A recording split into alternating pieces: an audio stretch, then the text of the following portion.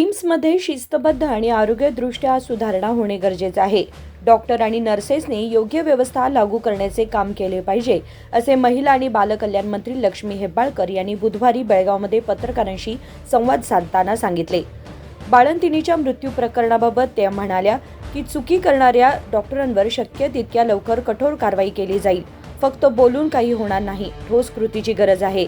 मी परिस्थितीचा आढावा घेतला असून पुन्हा भेट देऊन तपासणी करेन. ಇವತ್ತೊಂದು ಮಕ್ಕಳು ಸತ್ತಿದ್ದಾರೆ. ಪದೇ ಪದೇ ಈ ರೀತಿ ಘಟನೆ ಆಗ್ತಿದ್ರು ಕೂಡ ಅಲ್ಲಿ ಸರಿಪಡಿಸುವ ಕೆಲಸ ಆಗ್ತಿಲ್ಲ ಅನ್ನೋದೊಂದು ಆಗ್ರಹ ಇರೋದು. ನಾನು ಮೊದಲಿನಿಂದನೂ ಹೇಳ್ತಾ ಇದ್ದೀನಿ, ಬೀಮ್ಸ್ ಎಲ್ಲ ವ್ಯವಸ್ಥೆಯಲ್ಲಿ ಸರ್ಜರಿ ಆಗಬೇಕು ಅಂತ ನಾನು ಮೊದಲಿನಿಂದನೂ ಧ್ವನಿ ಎತ್ತಾ ಇದ್ದೀನಿ. ಒಂದು ಶಿಸ್ತಿರ್ಬೋದು, ಒಂದು ಆರೋಗ್ಯ ದೃಷ್ಟಿ ಇರ್ಬೋದು, ಅಥವಾ ಡಾಕ್ಟರ್ಗಳಿರ್ಬೋದು, ಅಥವಾ ಡಾಕ್ಟರ್ ಅವೈಲೇಬಿಲಿಟಿ ಇರ್ಬೋದು, ಅಥವಾ ಏನೇ ಇರಲಿ ಅಲ್ಲಿ ಅಡ್ಮಿನಿಸ್ಟ್ರೇಷನ್ ಇರ್ಬೋದು, ಪ್ರತಿಯೊಂದು ಕೂಡ ಬಹಳ ಚೆನ್ನಾಗಿ ಆಗಬೇಕು ಅಂತ ಮೊದಲಿನಿಂದನೂ ನಾನು ಹೇಳ್ತಾ ಇದ್ದೀನಿ. ಈಗ ನಿನ್ನೆ ನಾನು ಕೂಡ ಮಾಧ್ಯಮದಲ್ಲಿ ನೋಡಿದೆ, ನಾನು ಮಾತಾಡಿದ್ದೀನಿ ಡಾಕ್ಟರ್ಗೆ. ಆದಷ್ಟು ಬೇಗ ಯಾರು ತಪ್ಪಿತಸ್ಥರಿದ್ದಾರೆ ಅವ್ರ ಮೇಲೆ ಕ್ರಮವನ್ನು ತೆಗೆದುಕೊಳ್ತೀವಿ. ಯಾಕಂತಂದರೆ ಸುಮ್ಮನೆ ಇದು ನಿಮಗೆ ಹೇಳೋವಂಥ ಸ್ಟೇಟ್ಮೆಂಟ್ ಆಗಬಾರ್ದು. ಪದೇ ಪದೇ ಪದೇ ಕ್ರಮ ತೆಗೆದುಕೊಳ್ತೀವಿ, ಶಿಸ್ತು ಕ್ರಮ ತೆಗೆದುಕೊಳ್ತೀವಿ ಅಂತ ಈ ಸಾರಿ ಕಠಿಣ ನಿರ್ಧಾರವಂತ. ನಾವು ಕೂಡ ಭೇಟಿ ನೀಡ್ತೀನಿ ಅಂತ ಹೇಳಿದ್ರಿ ಮೇಡಮ್. ಹೌದು ಹೌದು, ಪರಿಶೀಲನೆ ಮಾಡಿದ್ರಿ ಮೇಡಮ್? ಖಂಡಿತವಾಗ್ಲೂ ಭೇಟಿ ನೀಡಿದ್ದೀನಿ, ಇನ್ನೂ ಒಮ್ಮೆ ಹೋಗ್ತೀನಿ. ಇನ್ನೊಂದು ಇನ್ನು BPL ಕಾರ್ಡ್ ರದ್ದತಿ ಬಗ್ಗೆ ಚರ್ಚೆ ನಡೀತಾ ಇದೆ. ಸಾಕಷ್ಟು ಜನ ಆತಂಕದಲ್ಲಿದ್ದಾರೆ. ಅಲ್ಲಿ ಯೋಜನೆಗಳು ರದ್ದಾಗಿದೆ ಅಂತ ಪ್ರಚಾರ ಮಾಡ್ತಾರೆ. ನೋಡಿ, ಗೃಹಲಕ್ಷ್ಮಿಗೆ ಸಂಬಂಧಪಟ್ಟ ಹಾಗೆ ನಾನು ಮಾತಾಡ್ತೀನಿ. ಗೃಹಲಕ್ಷ್ಮಿ ಯೋಜನೆ ಸ್ಪಷ್ಟವಾಗಿ ನಾನು 1,000 ಕಾಡಿ ನಿಮ್ಮ ಮುಖಾಂತರನೇ ನಾನು ಸ್ಪಷ್ಟಪಡಿಸಿದ್ದೀನಿ.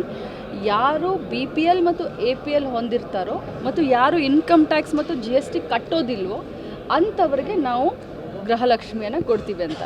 ಇವತ್ತು BPL ಕಾರ್ಡು ರದ್ದತಿಗಿನ್ನೂ BPLನಲ್ಲಿರುವಂಥ 80,000 BPL ಕಾರ್ಡನ್ನು APLಗೆ ಟ್ರಾನ್ಸ್ಫರ್ ಮಾಡಿದ್ದಾರೆ. ಸೊ ಟ್ರಾನ್ಸ್ಫರ್ ಮಾಡಿರೋದ್ರಿಂದ ಯಾವುದೇ ಗೊಂದಲ ಇಲ್ಲ, ಯಾರೂ ಭಯಪಡುವಂಥ ಪ್ರಮೇಯನೇ ಇಲ್ಲ. ಯಾಕಂದರೆ ಗೃಹಲಕ್ಷ್ಮಿ APL ಪ್ಲಸ್ BPL ಇಬ್ಬರಿಗೂ ಬರುತ್ತೆ. ಅವ್ರು BPL ಇದ್ರೂ ಅವ್ರಿಗೆ ಬರುತ್ತೆ 80,000 ಜನರಿಗೆ. ಆ 80,000 APLಗೆ ಬಂದರೂ ಅವ್ರಿಗೆ ಬರುತ್ತೆ. ಸೊ ಸ್ಪಷ್ಟವಾಗಿ ಹೇಳ್ತೀನಿ, ಯಾರು GST ಮತ್ತು ಇನ್ಕಮ್ ಟ್ಯಾಕ್ಸ್ ಕಟ್ಟೋಲ್ಲ ಅವ್ರಿಗೆ ಬರೋದಿಲ್ಲ. ಶಾಸಕರ ಖರೀದಿ ಆಗ್ತದೆ ನೋಡಿ, ಇಡೀ ದೇಶದಲ್ಲಿ ಈ ರೀತಿಯಾದಂಥ ವ್ಯವಹಾರವನ್ನು ತಾವೆಲ್ಲರೂ ನೋಡಿದ್ದೀರಾ. ಅಸೆಂಬ್ಲಿನಲ್ಲಿನೇ ಸಿಟ್ಟಿಂಗ್ MLA BJP ಮುಖಂಡರ ಮೇಲೆ, BJP MLA ಮೇಲೆ ಆಪಾದನೆ ಮಾಡಿರೋದನ್ನ ನೀವು ನೋಡಿದ್ರ. JDS ಶಾಸಕರು BJP MLA ಮೇಲೆ ಅವ್ರು ನಿರಂತರವಾಗಂಥ ಪ್ರಯತ್ನ ಅವ್ರು ಮಾಡ್ತಾ ಇರಬಹುದು. ಬಟ್ ನಾವೆಲ್ಲ ಭಾಳಷ್ಟು ಗಟ್ಟಿಯಾಗಿದ್ದೀವಿ. ಸುಭದ್ರವಾದಂಥ ಸರ್ಕಾರ, ಗಟ್ಟಿ ಸರ್ಕಾರ ಇದೆ. ಇದನ್ನು ಏನು ಮಾಡಲಿಕ್ಕೆ ಸಾಧ್ಯ ಇಲ್ಲ. ಮೇಡಮ್, ಖಾತೆ ಶಾಸಕರ ಹೆಸರು ಅದನ್ನು ಅವರೇ ಸ್ಪಷ್ಟನೆ ನೀಡಿದ್ದಾರಲ್ಲ. ಮೇಡಮ್, ಈಗ ಸಚಿವರ ಖಾತೆ ಬದಲಾಗುತ್ತೆ ಅನ್ನುವಂಥ ಚರ್ಚೆ ಕೂಡ ಆಗ್ತಿರುವಂಥದ್ದು. ಆ ರೀತಿ ಏನಾದರೂ ಚರ್ಚೆಗಳು ಇಲ್ಲ, ನನ್ನ ಗಮನಕ್ಕಂತರೂ ಬಂದೆಲ್ಲ. ಆ ರೀತಿ ಯಾವ ಚರ್ಚೆನೂ ಆಗ್ತಾ ಇಲ್ಲ. 9ನೇ ತಾರೀಕು 10 ದಿನ ಬೆಳಗಾವಿಯಲ್ಲಿ ಅಧಿವೇಶನ ಮಾಡಬೇಕು ಅಂತ ಈಗಾಗಲೇ ಮಾನ್ಯ ಮುಖ್ಯಮಂತ್ರಿಗಳು ಕ್ಯಾಬಿನೆಟ್ಟು ನಿರ್ಧಾರವನ್ನು ಮಾಡಿ ಈ ಭಾಗದ ಸಮಸ್ಯೆಗಳ ಬಗ್ಗೆ ಚರ್ಚೆ ಆಗಬೇಕು ಮತ್ತು ಸಮಸ್ಯೆಗಳಿಗೆ ಪರಿಹಾರ ಸಿಗಬೇಕು ಅನ್ನುವಂಥ ನಿಟ್ಟಿನಲ್ಲಿ ಸುವರ್ಣಸೌಧದಲ್ಲಿ ಡಿಸೆಂಬರ್ 9ರಿಂದ ಚಳಿಗಾಲದ ಅಧಿವೇಶನ ಶುರು.